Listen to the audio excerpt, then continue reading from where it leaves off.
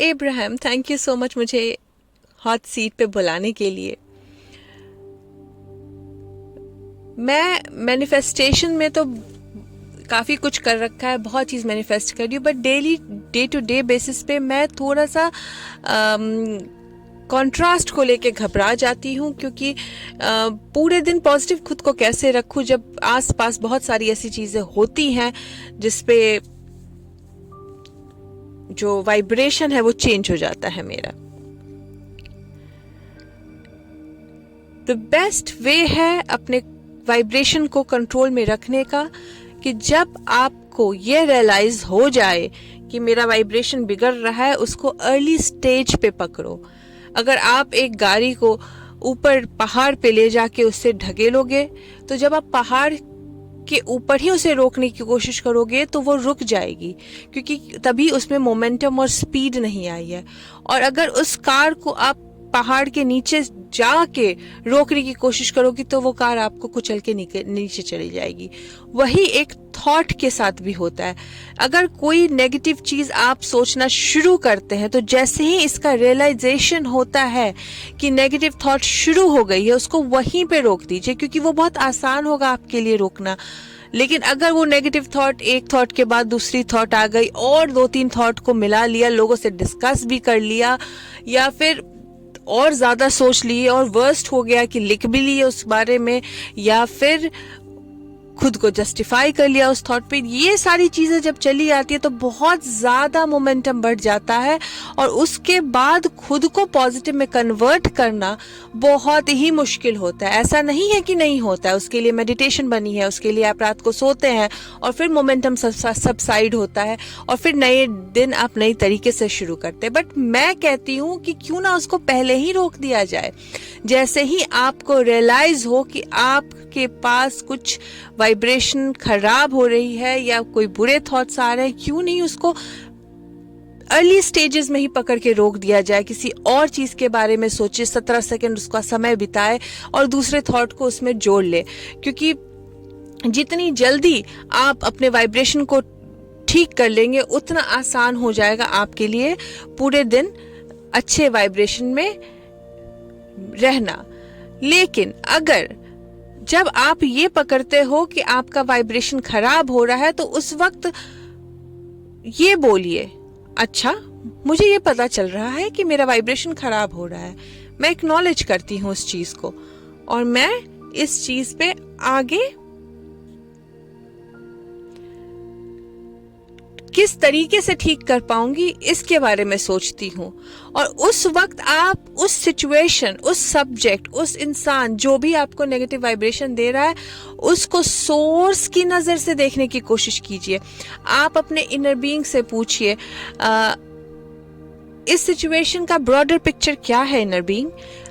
हे source, मुझे बताइए मैं किस वाइब्रेशन की तरफ अच्छी तरीके से बढ़ूं? क्या है जो मैं नहीं देख पा रही हूँ जिसके कारण मुझे नेगेटिविटी आ रही है, बुरा फीलिंग आ रहा है? और क्या है अच्छी चीज इसमें जो आप देख पा रहे हैं, इसके लिए आप इसे बुरा नहीं समझ रहे हैं? क्योंकि जब भी आपको नेगेटिव इमोशन इसके लिए आता है क्योंकि आप उस चीज का पूरा पिक्चर नहीं देख रहे हैं, क्योंकि सोर्स उस चीज को अभी भी अच्छा कह रहा है और आप उसके बारे में बुरा सोच रहे हैं, और यही एक नेगेटिव इमोशन के रूप में बन के आता है। तो जब भी कोई भी सब्जेक्ट के ऊपर अगर आपको नेगेटिविटी हो रही है, उस सब्जेक्ट के बारे में सोचना बंद कर दीजिए, उसको अर्ली स्टेज में पकड़ लीजिए और उस सिचुएशन को क्लैरिफाई करने के लिए अपने सोर्स से सिर्फ आपको पूछना है, हे सोर्स बताओ ये कौन सा इसका पार्ट है जो मैं नहीं समझ पा रही हूँ, जो तुम्हें पता है, और मेरे सामने भी रिवील करो इस चीज को। और बस उस चीज को वहीं छोड़ देना है। आपको जब अपने दिन की शुरुआत करनी है तो हर एक सिचुएशन में पूछना है कि मैं किसके इन्फ्लुएंस में हूँ। Am I under influence of my source? क्या मैं सोर्स के इन्फ्लुएंस के अंदर में हूँ, या मैं अपनी गर्लफ्रेंड के इन्फ्लुएंस के अंदर हूँ, अपनी माँ के इन्फ्लुएंस के अंदर में हूँ, या अपने बच्चों के इन्फ्लुएंस के अंदर में हूँ, या अपने पड़ोसी के इन्फ्लुएंस के अंदर में हूँ, या अपने बॉस के इन्फ्लुएंस के अंदर में हूँ? क्योंकि आप जब अपने सोर्स के इन्फ्लुएंस के अंदर रहते हैं तो जिंदगी बहुत फन होती है, बहुत मजा आता है, बहुत अच्छा फील करते हैं आप, और आपको किसी में कोई कमी नहीं दिखती है। बट जब आप किसी दूसरे के इन्फ्लुएंस के अंडर में रहते हैं, किसी दूसरे फिजिकल बीइंग के इन्फ्लुएंस के अंडर में रहते हैं, तो उस वक्त आपको रेजिस्टेंस आता है, उस वक्त आपको बुरा सोच आता है, उस वक्त आप स्ट्रगल सोचते हैं, उस वक्त आप हर वो बुरी चीज सोचते हैं, क्योंकि आप उस वक्त सोर्स के इन्फ्लुएंस में नहीं है। और जब आपको ये रियलाइज हो जाए कि आप सोर्स के इन्फ्लुएंस में नहीं है, क्योंकि कोई भी इंसान पूरे दिन सोर्स के इन्फ्लुएंस में नहीं हो सकता है, वो प्रैक्टिकली पॉसिबल नहीं है, क्योंकि जिंदगी जो है वो अपने इन्फ्लुएंसेस छोड़ती है माँ के रूप में, अपने बच्चों के रूप में। बच्चे आके तंग करेंगे और आपको वो खींच के लाते हैं वॉर्टेक्स के बाहर। बॉस आता है, असाइनमेंट पटक के चला जाता है, वो आपको खींच के निकालता है वॉर्टेक्स के बाहर। और उस वक्त आपकी ड्यूटी ये है कि आप किस तरीके से वॉर्टेक्स के अंदर फिर जाए, और उस वक्त सिर्फ आपको इतना सा काम करना है कि इससे जो बेटर फीलिंग थॉट है उसके ऊपर रीच करना है। और हर एक काम को करने से पहले अपने पाथ ऑफ लीस्ट रेजिस्टेंस के बारे में सोचिए कि ये काम मुझे तो करना है, बट मुझे ये काम फिनिश करने में सबसे कम रेजिस्टेंस किस तरीके से मिलेगा। एक एग्जाम्पल देती हूँ, अगर तुम्हारे बॉस ने तुम्हें कहा है कि ये असाइनमेंट फिनिश कर दो, और वो असाइनमेंट देख के तुम्हें नेगेटिविटी आ रही है, और तुम उस असाइनमेंट को रो धो के चिल्लम चिल्ली करके कर रहे हो खत्म, या तुम्हारे लिए पाथ ऑफ लीस्ट रेजिस्टेंस ये होगा कि एक डीप ब्रेथ लो और उस असाइनमेंट को खत्म कर दो, क्योंकि तुम उस असाइनमेंट को खत्म करने के बाद ज्यादा रिलीफ फील करोगे। या फिर तुम्हारे लिए पाथ ऑफ लीस्ट रेजिस्टेंस ये होगा कि उस असाइनमेंट को अभी ना करके सुबह उठ के करो, क्योंकि हर इंसान का path of least resistance different होता है।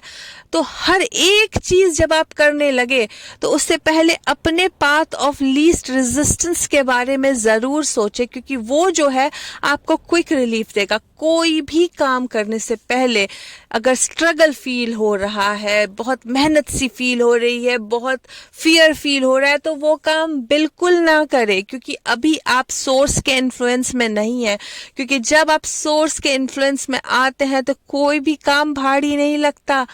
कोई भी काम हार्ड वर्क नहीं लगता, कोई भी काम बोरिंग नहीं लगता। तो जब आपको ये तीनों चीज फील हो रहा हो किसी भी चीज को लेके, किसी भी सब्जेक्ट को लेके, तो आप सोर्स के इन्फ्लुएंस से बाहर आ चुके हैं। और उस वक्त में आपको अपने वाइब्रेशन पे काम करना होगा, अपनी प्रेजेंट फीलिंग जो इमोशन है उसके स्केल में उसको ऊपर बढ़ना होगा, अपने इमोशंस के स्केल में आगे निकलना है। जैसे अगर आप गुस्से में हैं अभी, तो आपको रिलीफ क्या दिलाएगा? उस गुस्से को जस्टिफाई करना आपको रिलीफ दिलाएगा। अगर आप गुस्से में हैं अभी और आपको खिलखिला के हंसने कह दिया जाए तो आपको वो रिलीफ नहीं दिलाएगा, बल्कि और गुस्सा दिलाएगा। तो उस वक्त आपको सिर्फ और सिर्फ पाथ ऑफ लीस्ट रेजिस्टेंस ढूंढना है। और अगर खुद का गुस्सा जस्टिफाई करना आपके पाथ ऑफ लीस्ट रेजिस्टेंस का काम करता है तो वो भी सही है, बस आपको वहां रुकना नहीं है जस्टिफाई करके, क्योंकि जस्टिफिकेशन के ऊपर आपको जॉय की तरफ जाना है, क्योंकि जॉय ही अल्टीमेट एम होना चाहिए आपके लाइफ जीने का। क्योंकि जब आप सोर्स के इन्फ्लुएंस से बाहर आते हैं तो बहुत ही बेकार लगती है दुनिया, और आपको अपने सोर्स की तरफ बढ़ने के लिए सोचना होगा। क्योंकि जब आप अपने आप को किस इन्फ्लुएंस में है ये सोचते हैं तो अपने आप क्लैरिटी आना शुरू होती है। आप जब स्टेप 1 है जो एक आस्किंग फेज है, वो उस फेज में रहते हैं तो आप चीजों को मांगते हैं, और जो स्टेप 3 फेज है वो है उसमें आपको सोर्स देता है आप जो वो कुछ मांगे हैं। तो जब आप एक चीज के लिए, चाहे वो क्लैरिटी ही क्यों नहीं हो, चाहे वो सोर्स से यही कहना है कि सोर्स में अपने इन्फ्लुएंस में ले लो, अगर वो एक आस्किंग फेज में है और अब आप वो बार बार आस्किंग फेज में ही रह जाइएगा तो फिर सोर्स आपको वापस देगा कैसे? जैसे ये वही बात हो गई कि आप एक ऐसे इंसान के पास है जिसके पास हर एक चीज का आंसर है जो आपको ढूंढ रहे हैं, बट आप उस इंसान के पास जाते हैं और उससे आप सवाल पूछते हैं, और वो जैसे ही आंसर देने लगता है उसको रोक के बोलते हैं अरे लेकिन मेरे पड़ोसी को भी तो नहीं मिला वो। फिर वो रुकता है और वो आंसर देने की दोबारा कोशिश करता है और आप उसको फिर से टोक के बोलते हैं अरे पता है पूरे समाज के पास नहीं है वो चीज, फिर वो रोक के आपको आंसर एक्चुअली देने की कोशिश करता है और फिर बोलता है अरे एक्चुअली ये तो एग्जिस्ट करता ही नहीं है। तो यही होता है, जब आप स्टेप 1 में लगातार रहते हैं तो आप एक ही चीज को बार बार मांग रहे हैं और सोर्स को उस चीज का आंसर देने में प्रॉब्लम हो रही है, क्योंकि आप एक ही चीज को लगातार मांग रहे हैं। अगर आपने एक चीज को मांग लिया तो बस वही खत्म हो गया, इस विश्वास के साथ कि सोर्स आपको देगा ही। उस चीज को बार बार मांग के अपने मैनिफेस्टेशन को स्लो मत कीजिए। और जब आपको ये लगे कि वोर्टेक्स ने आपको अपने आप से निकाल के बाहर फेंक दिया है, जब आपको बुरी फीलिंग्स आने लगे, जब आपको नेगेटिविटी फील होने लगे, तो उस वक्त आपको सिर्फ एक काम करना है, अपने आप को वोर्टेक्स के अंदर कैसे जाना है उसके बारे में सोचना है। वोर्टेक्स के अंदर जाने का रास्ता हो सकता है आप किसी चीज के साथ खेल ले, कुछ लोगों को बच्चे पसंद आते हैं, वो बच्चों के साथ खेल के वोर्टेक्स के अंदर चले जाते हैं। कुछ लोगों को कॉमेडी मूवीज पसंद आती है, वो कॉमेडीज मूवी देख के वोर्टेक्स के अंदर चले जाते हैं। कुछ लोगों को खाना खाना पसंद होता है, वो अच्छा खाना खा के वोर्टेक्स के अंदर चले जाते हैं। वोर्टेक्स में जाने का रास्ता बहुत ही सिंपल है, वो काम करो जो तुम्हें जॉय देती है और वोर्टेक्स का रास्ता खुल जाता है और आप अंदर चले जाते हैं। तो जब आप अपने दिन की शुरुआत करें तो जो लाइफ आपको अपने इन्फ्लुएंस में लेने की कोशिश करती है, तो उस वक्त सिर्फ और सिर्फ आपको ये काम करना है कि उस लाइफ के इन्फ्लुएंस से किस तरीके से मैं पाथ ऑफ लीस्ट रेजिस्टेंस चुन के बाहर निकलूं और सोर्स के इन्फ्लुएंस में जाऊं। और सिर्फ आपको क्या करना है, एक बार आस्क करना है कि सोर्स मुझे अपने इन्फ्लुएंस में लो। इन अ बीइंग जो चीज मुझे इतनी बड़ी नेगेटिविटी दिखा रही है, उसका जो ब्रॉडर पर्सपेक्टिव है, जो आपको दिख रहा है, जिसमें आपको पॉजिटिविटी दिख रही है, वो मुझे भी दिखनी शुरू हो जाए। यस, ऐसा कुछ खेल कर दो। और एक्चुअली सोर्स वो खेल करेगा कि आपको जिस चीज में 1 महीने पहले नेगेटिविटी दिख रही थी, अगर आप पॉजिटिविटी की तरफ बढ़ रहे हैं तो 1 महीने बाद आप उसी चीज को देख के हंसेंगे और कहेंगे अरे वाह, इस चीज को लेके मैं इतना परेशान हो रही थी, ये तो कुछ भी नहीं है। हर एक चीज जो आप आज बहुत परेशान हो रहे हैं, 5 साल बाद उन्हीं चीज को देख के सोचिएगा कि वो क्या था, मैं क्यों इतना परेशान हो रहा था, मैंने क्यों अपनी अंतरात्मा को इतना परेशान किया, क्यों मैं अपने सोर्स से दूर रहा और इन चीजों को नहीं समझ सका। क्योंकि जो ब्रॉडर पर्सपेक्टिव है वो हमें नहीं पता होता है, जब हम उस चीज से गुजर रहे होते हैं, वो सोर्स को पता होता है। इसके लिए जब भी कॉन्ट्रास्ट आए,